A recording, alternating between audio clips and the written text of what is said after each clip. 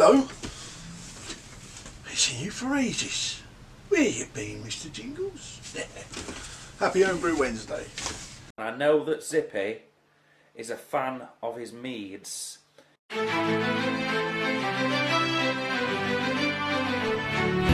weak-livered milk drinkers can let your throats run dry, 'cause there's just one drink that we will sink until the day we die. Drinking mead in the halls of Whiterun, the maidens and the men. We swig our brew until we spew, then we fill our mugs again. You can keep your filthy skooma, it makes our bellies bleed. 'Cause when we raise our flag into another dead dragon, there is just one drink we need, Lord Mead.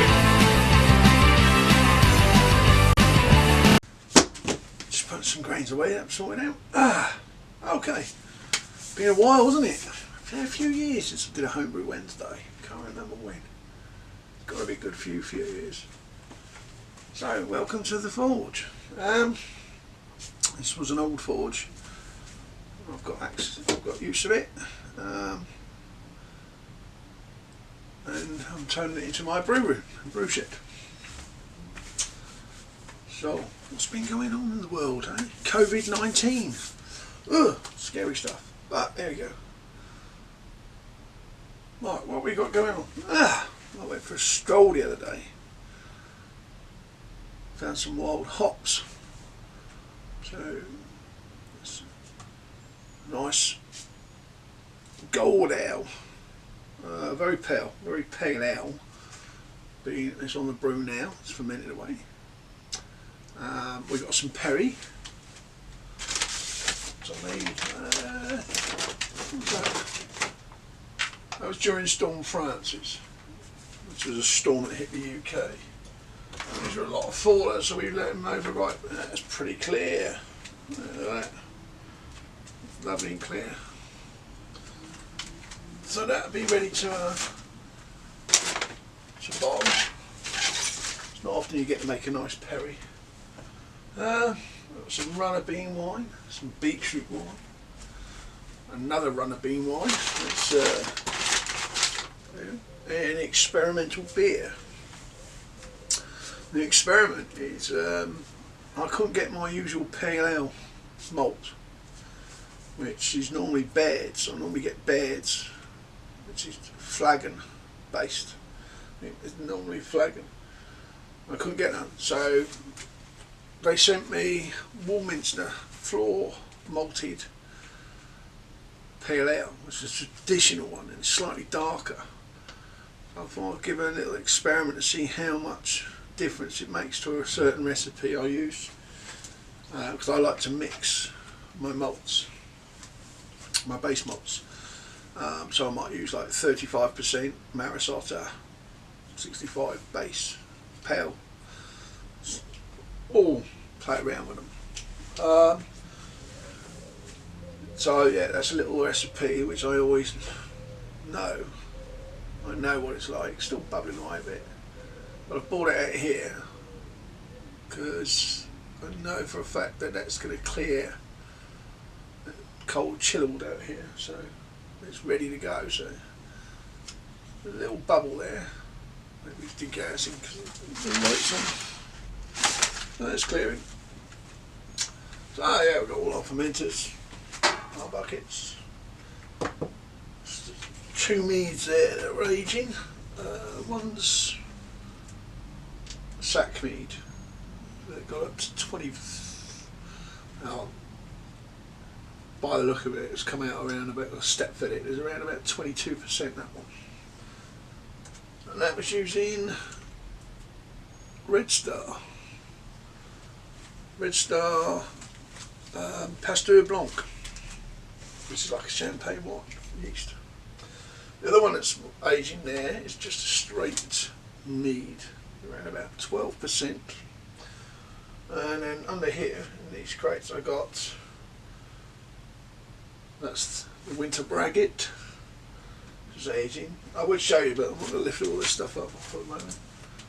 And then there's a metheglin. For those who don't know, metheglin is a herbal spiced mead, about vegetate fruit, so it's vegetable based. Normally metheglin is where you get the word medicine. It's Celtic, but metheglin, yeah, it's herbal. So there's my metheglin in there. Aging, that one's coming up to 9 months. So I had a look at it the other day. It looks clear. Well, it's clear really. It's aging, so that's pretty good. What else have we got on the planning? Well, today I've roasted my butternut squash, and hopefully we'll be doing our butternut squash amber ale, which I shall be brewing this weekend.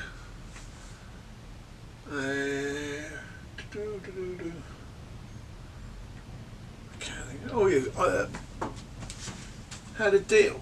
It's just now, for those in the UK, you know what Wilco's is. For everywhere else in the world, they're like a little shop. They do some homebrew stuff, but they're mainly like a discount store. They do some good beer kits, but there was on special down here. I think they're coming up to late dates, so they were on special. So there was 2 stouts there, so I grabbed them. And I mixed the 2 stouts plus 1.5 kilos of probably an amber or pale malt extract as a base for an Imperial Russian stout, and I'm going to add black currants to it. And that's going to be like cheap Imperial stout. Well, cheapish. I got one special, but if you ain't got all grain, there's another way of doing it, getting a nice Imperial stout. I'm going to add some black currants to that one. I'm also going to make an all grain Imperial stout.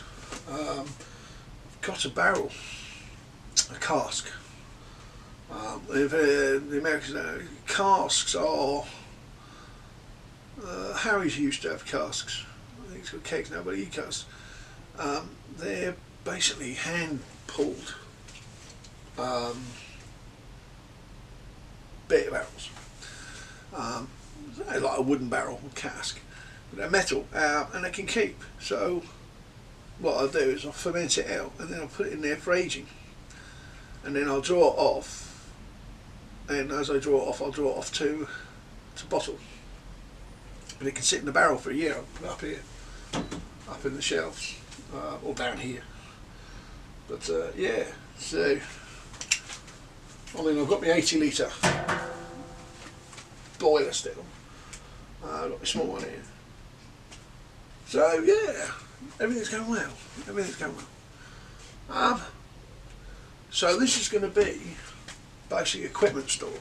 At the moment we've got grains and that in here, but this is going to be the equipment store. And where you are, behind you, I haven't got much lighting in there at the moment, so I can't show you, but where you are, it's going to be the liquid store and ingredients. So what I'll do is I'll ferment in there, bring it into this side of the fort, because this is cooler, a lot cooler, and darker as well. I can then bring it in here to crash it slowly. It stays about 8 degrees here, so bring it down, similar to a cold crash, not quite like a fridge, but it helps clear. And then I can bottle from here, so that's good. I've got double doors there, which I can use, but I've sealed them up for the moment because I've got my entrance there. Other than that, it's looking good. I've got a bit of electrics to do, as you can see. I've got to put a light in, but it's quite handy. I can check the clarity of my brews. That beetroot one's looking good. What's that looking? That's clear. So yes, but all in all, everything's doing all right. Anyhow, talk to you soon. Have a good weekend. It's good to be back.